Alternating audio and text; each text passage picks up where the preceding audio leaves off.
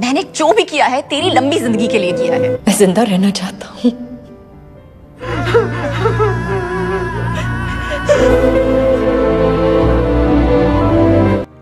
Assalamualaikum, annyeong yorobun, ketemu lagi di channel Cerita Mimin. Di video kali ini Mimin bakalan ngebahas alur cerita film India yang bisa bikin kalian nangis bombay nih. Film ini nyeritain kasih sayang seorang ibu yang rela ngerawat anaknya yang lagi sakit yorobun. Mereka juga harus berjuang bersama ketika sang anak memiliki niat mulia, yaitu ngedonorin organnya. Penasaran kan sama filmnya? Yuk kita langsung aja masuk ke alur ceritanya. Di awal cerita, seorang pria bernama Penki yang ngidap penyakit langka terlihat masuk rumah sakit didampingi oleh ibunya. Dokter dan para perawat rumah sakit langsung gercep nih nanganin Penki. Sampai akhirnya kondisi Penki mulai membaik ke Robun. Ternyata hari itu bukan pertama kalinya Penki masuk rumah sakit. Itu adalah ke-12 kalinya Penki dilarikan ke rumah sakit karena setiap kali kondisinya memburuk, Penki harus segera dirawat oleh dokter ahli di rumah sakit itu. Ibu Penki yang bernama Sujata terlihat cemas banget dengan kondisi Penki. Ditambah lagi dia harus ngurus Penki seorang diri karena suaminya gak peduli sama mereka yorobun. Penyakit yang diderita oleh Penki itu adalah DMD, yang mana penyakit ini merupakan kelainan genetik dan merupakan penyakit langka yang nyebabin otot-otot di tubuh Penki bakalan cepat melemah seiring berjalannya waktu. Dalam kasus itu biasanya mereka cuma bisa bertahan hidup sampai usia 16 atau 17 tahun. Tapi Penki berhasil bertahan nyampe sekarang umurnya udah 24 tahun. Di sisi lain, mungkin karena gara-gara gak ada orang yang bisa diajak buat tukar pikiran, Sujata jadi punya teman ilusi yang terus temenin dia selama dia ngerawat Penki. Ayo, cari jam यहाँ से. बार खाली आ जाओगे तुम. Besoknya kondisi Penki mulai membaik, tapi dia masih harus dirawat selama beberapa hari di rumah sakit. Gak kayak ibunya yang selalu cemas takut Penki tiba-tiba meninggal, Penki justru terlihat tegar. Bahkan dia punya satu permintaan terakhir, yaitu ngedonorin organnya buat orang yang membutuhkan. Tapi sayangnya hal itu ditentang sama ibunya sehingga Penki marah dan ngusir ibunya dari sana. जो भी किया है तेरी लंबी जिंदगी के लिए किया है. तो तुम मेरी माँ नहीं हो सकती. Beberapa saat kemudian, Penki dijenguk sama Nandu yang ingin tahu kondisi Penki saat ini. Nandu ini adalah cewek tunanetra yang disukai Penki. Saat itu Penki sedih banget yorobun, karena katanya dia nggak bisa nepatin janjinya pergi ke suatu tempat buat ngeliat matahari terbenam bersama-sama. Scene lalu flashback nih ke masa lalu. Saat itu Nandu dan Penki naik ke menara buat ngeliat pemandangan indah dari atas sana. Tapi baru juga setengah perjalanan, Penki nggak kuat lagi berjalan ke atas dan mereka pun berjanji bakal naik ke puncak menara di lain waktu.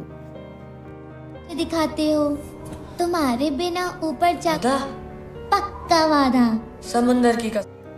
Saat masih kecil, mereka juga suka belajar yoga yang dipandu sama seorang pria paruh baya yang biasa mereka panggil guruji.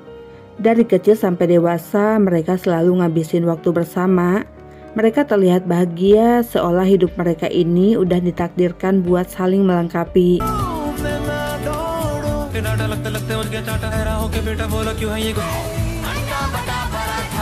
Di sisi lain, Sujata kelihatan sedih banget karena kalau dia ngabulin permintaan Penki buat donorin organnya, berarti dia harus kehilangan Penki untuk selamanya. Dan perjuangannya selama ini ngerawat Penki untuk bertahan hidup bakal jadi sia-sia. Saking seringnya Penki dirawat di rumah sakit, dokter dan perawat di rumah sakit itu udah akrab sama Penki dan keluarganya. Bahkan mereka udah kayak keluarga yang siap ngelakuin apapun supaya Penki gak kesepian. Fenki punya satu adik perempuan nih, namanya Sardu. Sardu juga nentang keinginan si kakak buat ngedonorin organnya. Tapi walau Sardu nyoba ngebujuk Fenki, dia tetap gak berhasil. Karena Fenki udah bulat sama keputusannya ya Robun. तो अम्मा के मेडल हो Who said I am being funny? मैं तो serious. Suatu hari guruji datang nih ngejenguk Fenki di rumah sakit. Saat itu Fenki bercerita sama guruji kalau nanti dia meninggal, dia pengen nginjekin kakinya di tanah, berjalan dan berlari dengan cepat. Fenki juga bilang alasan dia pengen ngedonorin organnya itu karena walau nanti dia meninggal, dia pengen tetap berguna bagi orang lain. Lalu tiba-tiba guruji nyinggung soal perjuangan ibu Fenki yang udah ngerawat Fenki dengan penuh perjuangan. Setelah guruji mendoakan Fenki langsung inget nih sama momen-momen yang dia lalui bersama ibunya. Lalu pas Fenki inget dia udah ngusir ibunya dari rumah sakit, Fenki langsung manggil-manggil ibunya. Fenki nelpon ibunya yang seketika Sajuta langsung berlari menuju ruangan Fenki, sehingga momen nyesek ini pun terjadi ya Robun.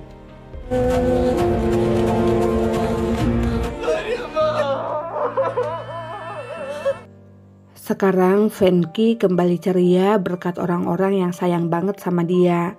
Fenki bahkan nyoba ngelakuin hal yang biasa terjadi di dalam drama, yang kayak gini nih ya Robun. Palat.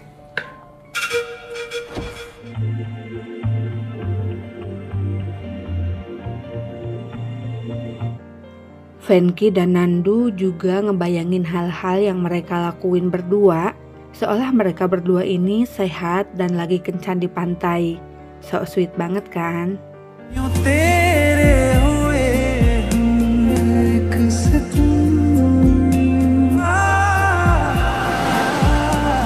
Suatu ketika Fenki bilang ke Sardu kalau sekarang dia gak khawatir lagi walau nanti harus pergi ninggalin ibunya.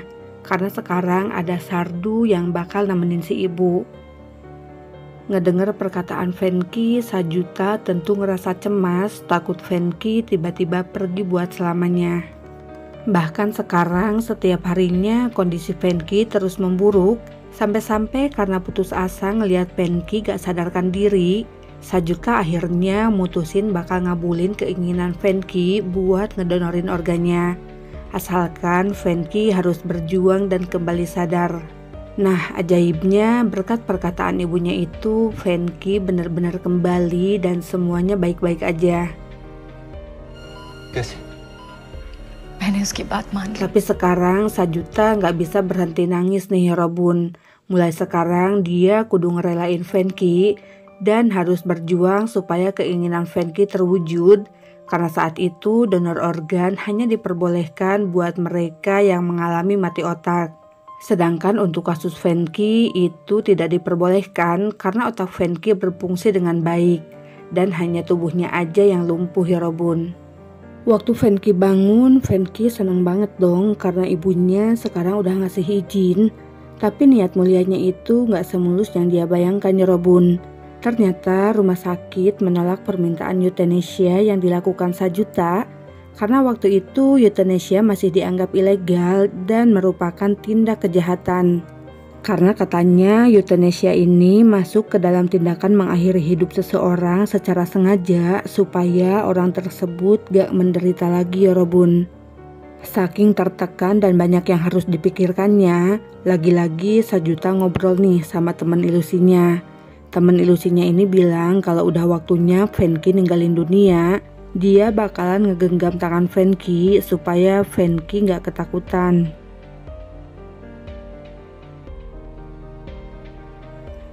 Perjuangan Sajuta mewujudkan keinginan anaknya pun dimulai nih.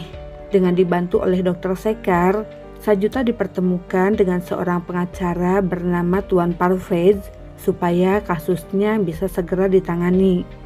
Walau kata Pak pengacara bakalan sulit banget buat memenangkan kasus ini, tapi dia bakalan coba sebisanya untuk menang.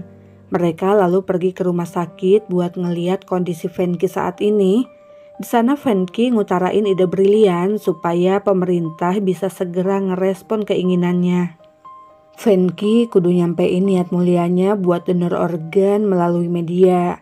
Dengan begitu semua orang akan tahu dan kasusnya bakal cepet-cepet ditangani oleh pemerintah. Lalu dengan dibantu sama Pak pengacara yang punya kenalan di bidang itu, berita tentang Sajuta dan Venky pun akhirnya dirilis dan nyita banyak perhatian dari masyarakat. Keinginan Venky buat ngedonorin organnya ternyata mendapat tanggapan positif dari masyarakat. Udah gitu mereka juga ngumumin jejak pendapat di mana masyarakat bisa ikut berpartisipasi ngedukung dengan cara memilih ya atau tidak terhadap keinginan Venky buat ngelakuin donor organ. Sementara itu kondisi Venky lagi-lagi makin memburuk dan mulai sekarang karena masalah pernapasan Venky nggak bisa bicara lagi ya Robun. Untungnya sebelumnya mereka udah berlatih komunikasi menggunakan bahasa isyarat. Jadi sekarang mereka bisa tetap komunikasi. दोनों sign Gak lama Pak pengacara datang ke rumah sakit bareng pembawa berita yaitu Sanjana. Di sana Sanjana langsung tersentuh nih hatinya pas dia ngeliat Venky yang berbaring gak berdaya, tapi masih menunjukkan semangatnya buat menangin kasus itu. Bahkan dengan kondisinya yang udah gak bisa bicara, Venky sempet-sempetnya bercanda dan membuat semua orang tertawa. Di sebuah acara televisi yang ngebahas kasus Venky, Sanjana dan Pak pengacara terus berjuang dan mereka berhasil ngebuat masyarakat ngedukung program donor organ Venky.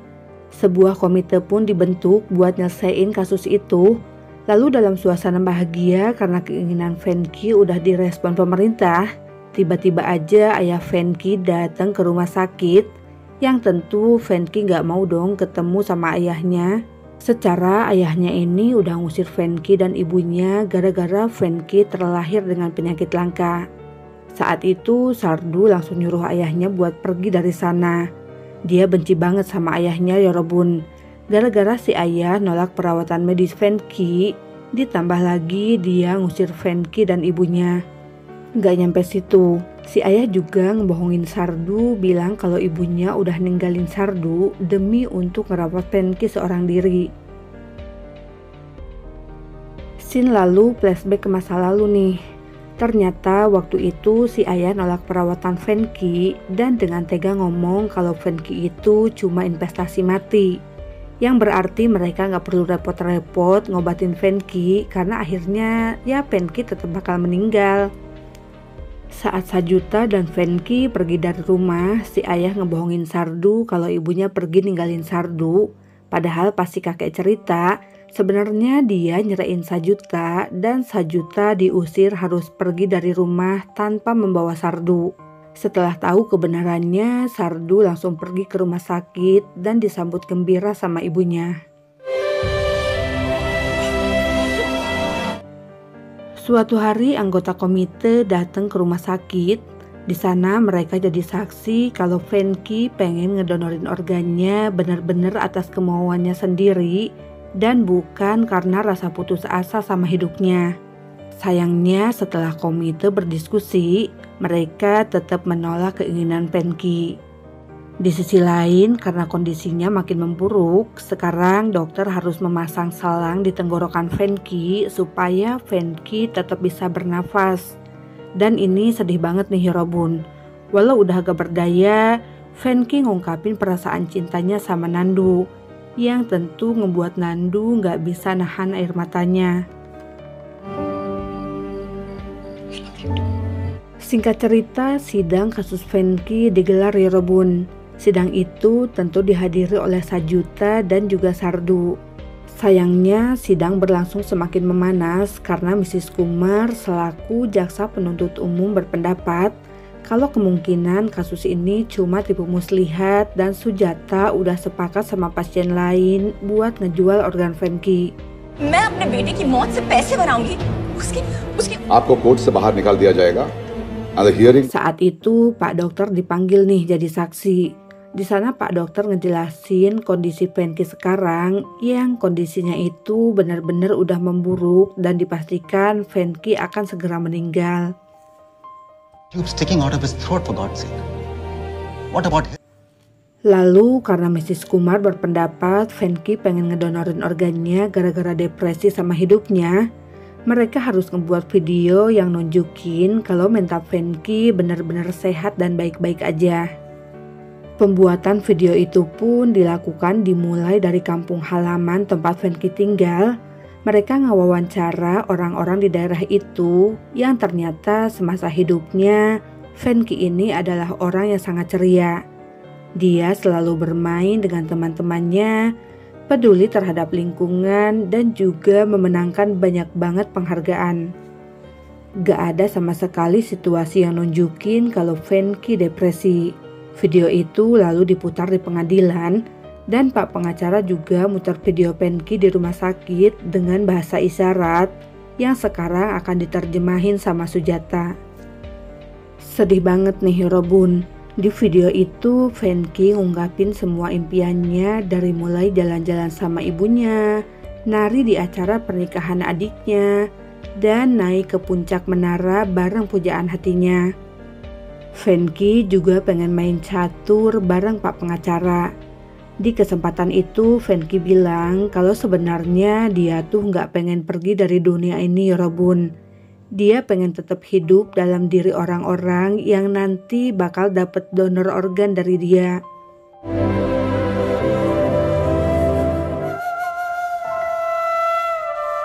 Setelah ngelihat video tersebut, Mrs. Kumar nggak bisa berkata-kata dong.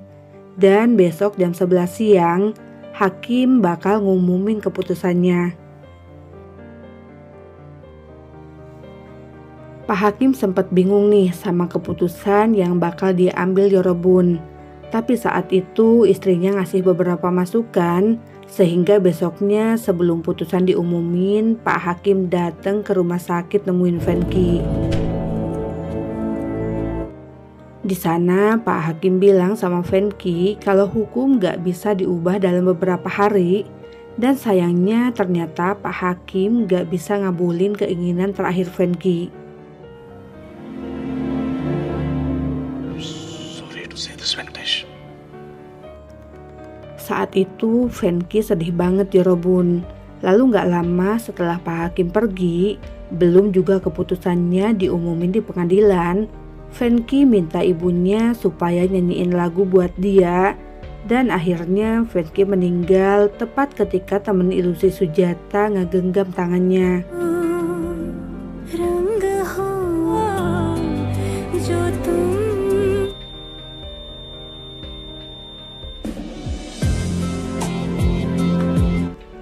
Di akhir cerita, Nandu akhirnya bisa ngelihat pemandangan yang indah dari atas menara ditemani sama Sujata dan juga Sardu. Nah itu dia alur cerita filmnya ya Robun. Sedih banget ya. Moga aja kalian suka sama rekap alur cerita Mimin. Jangan lupa like, comment, and subscribe channel cerita Mimin biar Mimin makin semangat bikin konten-konten selanjutnya. Kamsahamnida. Annyeong.